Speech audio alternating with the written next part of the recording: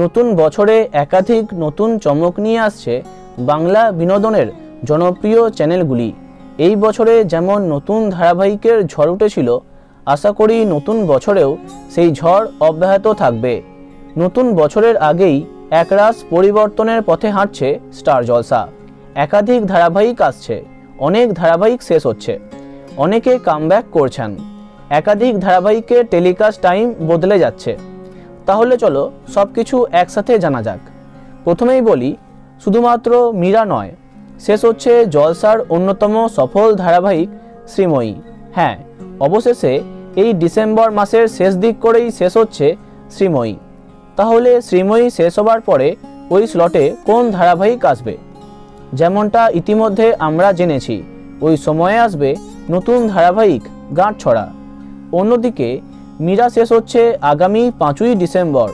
তাহলে আগামী 6ই ডিসেম্বর রাত 11টায় কি আসবে? জলসার টাইম শিডিউল বলছে ওই সময় আসবে নতুন ধারাবাহিক জয়গোপাল। এটি সম্ভবত কোনো ডাবিং ধারাবাহিক। সম্প্রতি সামনে এলো এই ধারাবাহিকের প্রথম প্রোমো।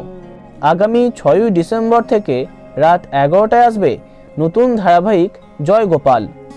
শেষ হওয়ার তালিকাতে আরও একটি ধারাবাহিক আছে, যার নাম গ্রামের রানী বিনা পানি। তবে এই বিষয়ে মুখ খুলতে চান না এর শিল্পীরা। অন্যদিকে নতুন বছরে ম্যাজিক মোমেন্টসের নতুন একটি ধারাবাহিক আসবে জলসাতে।